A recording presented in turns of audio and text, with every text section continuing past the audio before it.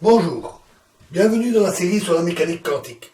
Donc nous allons commencer la décohérence quantique, ça nous prendra un certain temps. La théorie de la décohérence est née au début des années 80 et le but à ce moment-là était d'étudier comment peut réagir un système qui est en interaction avec un environnement complexe, macroscopique. La décohérence est une perte des propriétés quantiques, c'est-à-dire l'intrication, la superposition des états et les interférences qui peuvent se produire, les interférences quantiques qui peuvent se produire. Cette décohérence se produit suite donc à l'interaction avec l'environnement. On parle de décohérence produite par l'environnement. Et elle a au début suivi un long développement, puis ça s'est accéléré. Énormément de travaux ont lieu depuis. Son usage comme outil ne fait aucun doute, il est très bien compris, très bien utilisé. Par contre, sa signification pour les fondements de la mécanique quantique, le lien avec la physique classique et le problème de la mesure n'a pas été parfaitement compris immédiatement. Ça a engendré un très large débat, un énorme débat entre de nombreux scientifiques et beaucoup de confusion. Et il a fallu du temps, pas mal de temps, avant que l'implication de la décohérence soit vraiment comprise.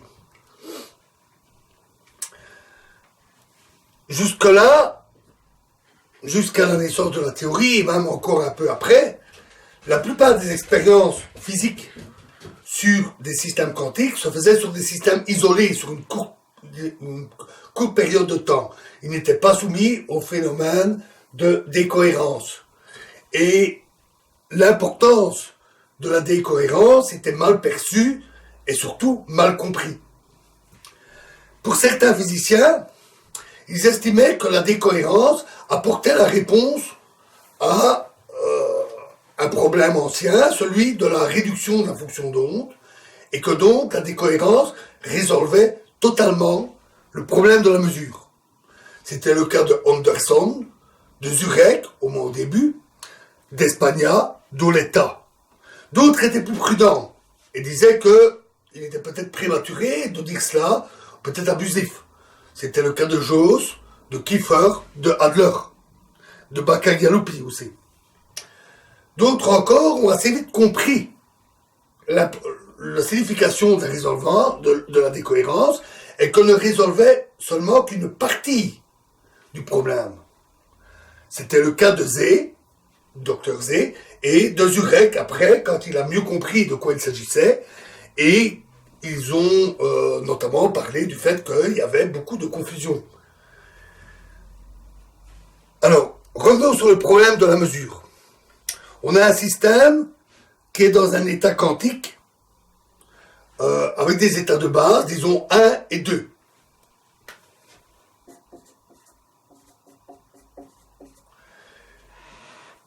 Suite à la linéarité de l'espace de Hilbert, et également la linéarité de l'équation d'évolution, toute superposition alpha 1 plus bêta 2 est aussi un état quantique et un état de l'espace de Hilbert. C'est un état comme les autres, il n'est pas différent des autres, et on pourrait très bien l'appeler 3 et le prendre comme état de base, avec un autre état, auquel cas c'est 1 et 2 qui seraient exprimés comme des superpositions de 3 et de 4.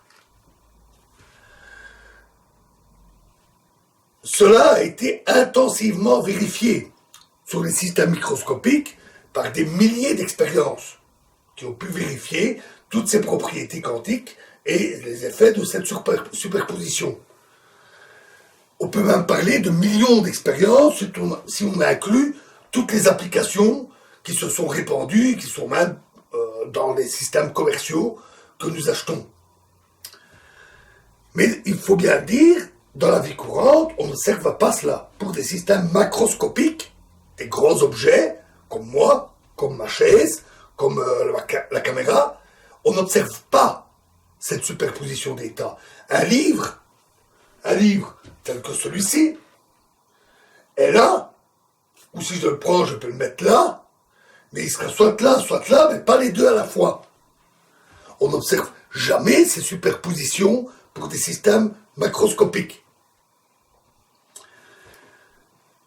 C'est le fait aussi que, quand on effectue une mesure sur un système quantique, le résultat obtenu est toujours bien défini. On obtient un résultat, et pas une superposition dans des bases diverses et variées.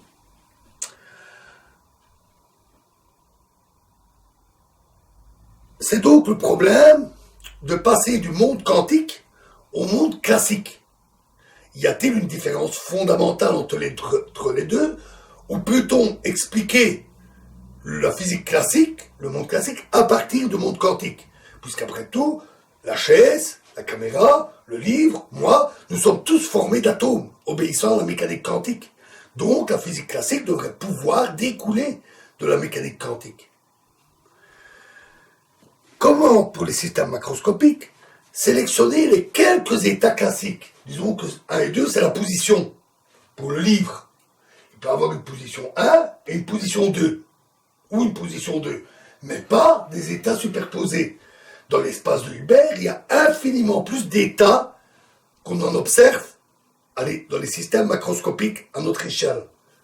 Pour le livre, il n'y a que ces états-là. Alors qu'en mécanique quantique, il y en a une infinité. Donc comment sélectionner ces quelques états et pourquoi les sélectionner? Pourquoi voyons-nous des propriétés définies, comme la position du livre, et robustes? C'est-à-dire que le livre est là et il ne bouge pas. Il ne se retrouve pas brusquement à un autre endroit. Tout seul. Pas de saut quantique. Pour analyser l'évolution des systèmes quantiques, von Neumann a créé un schéma de mesure qui est bien pratique.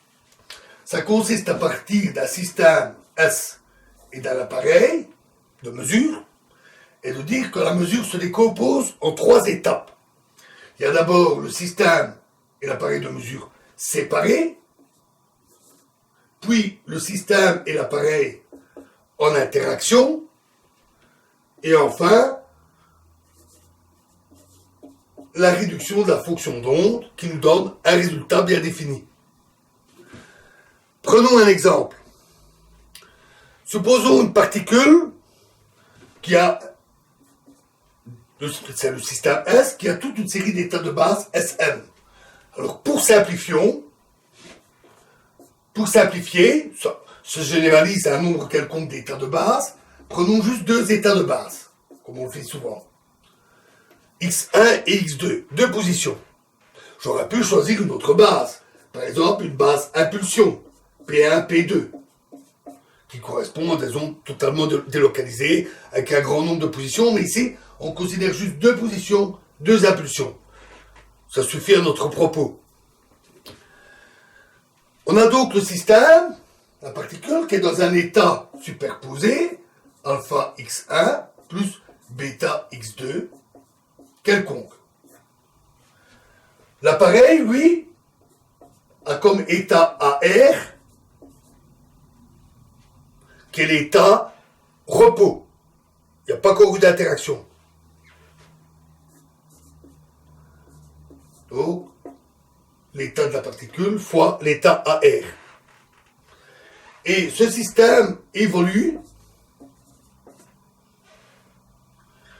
pour donner alpha x1, où l'appareil interagit avec la particule pour dire AX1. Je mesure x1 plus bêta x2 à x2. C'est simplement une distributivité et une interaction qui font évoluer les états. AX1 et AX2 sont des indications de l'appareil. Par exemple, la position d'une aiguille sur un écran. On les appelle des états pointeurs, parce qu'ils pointent les états qu'ils mesurent. Ou la pointe d'une aiguille sur un cadran. Le nom vient peut-être de là, je n'en suis pas sûr. Donc les états pointeurs, AX1, AX2. Mais, je pourrais avoir pris une autre base.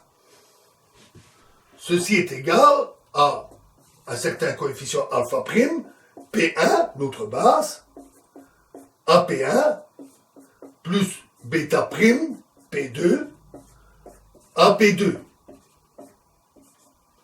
AP1 et AP2 sont des superpositions de AX1 et AX2, tout comme P1 et P2 sont des superpositions de X1 et X2. On passe de l'un à l'autre par des combinaisons linéaires.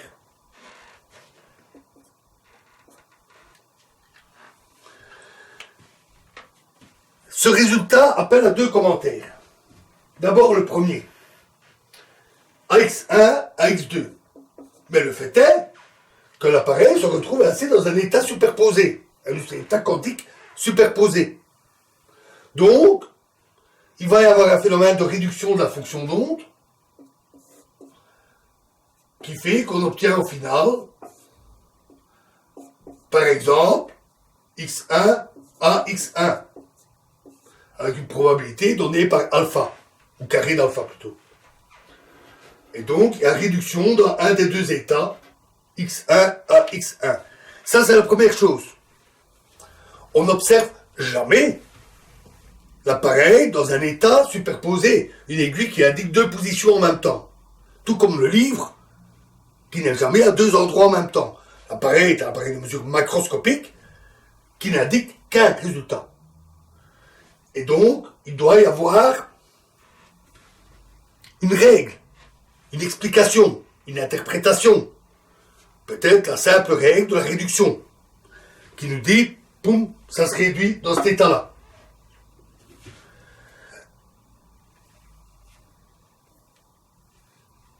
Et ça, c'est ce qu'on appelle le problème des états définis, dont nous avions déjà parlé. L'appareil macroscopique mesure des résultats définis. L'interaction de mesure, l'interaction entre les dispositifs physiques de l'appareil et le système, la particule, ne suffisent pas à expliquer le résultat, il faut invoquer en plus une réduction. L'autre problème, c'est que ces deux écritures, elles sont identiques, elles sont égales.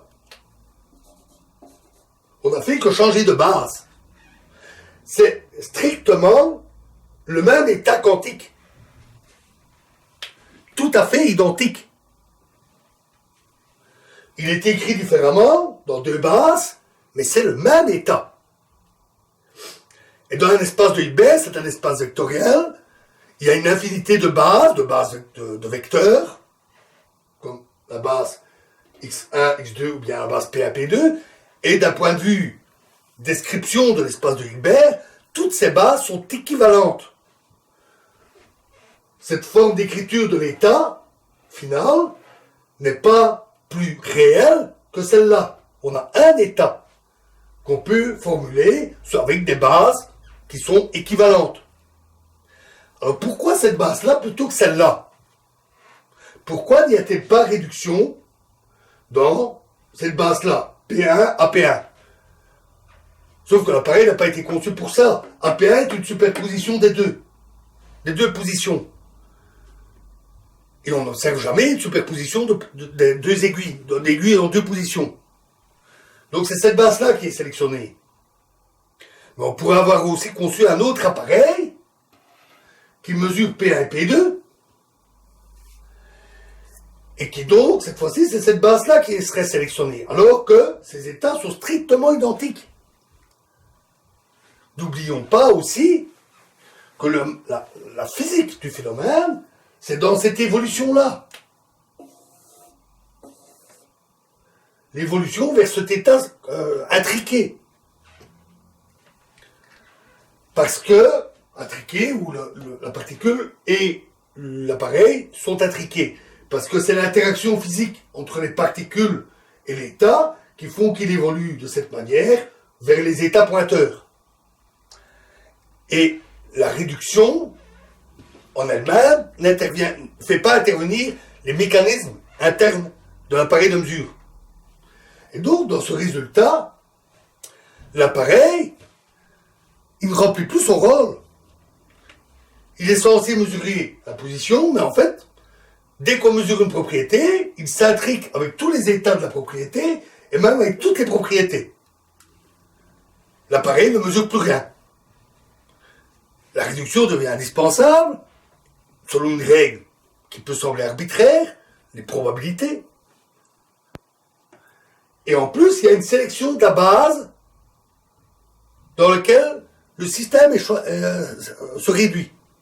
C'est ce qu'on appelle le problème des bases privilégiées.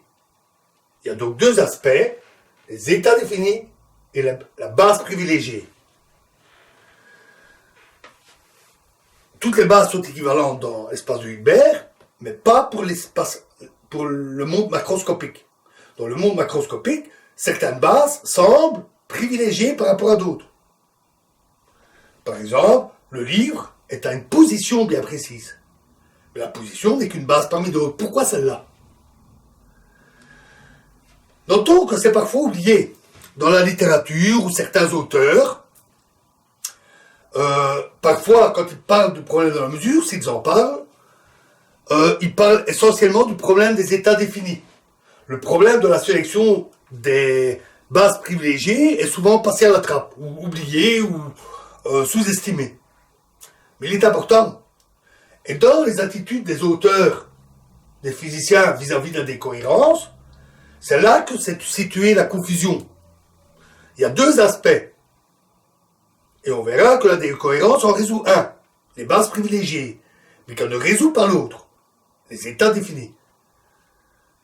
Et c'est ces confusions qui ont entraîné ces débats interminables. Certains disant le problème de la mesure est résolu, d'autres disant mais non, et d'autres disant, plus malins, disant il y a une partie qui est résolue, il y a une partie qui reste mystérieuse. Alors, il va falloir qu'on creuse un peu ces aspects-là, et donc dans la prochaine vidéo, nous allons scruter d'un peu plus près le problème des états définis. Je vous remercie.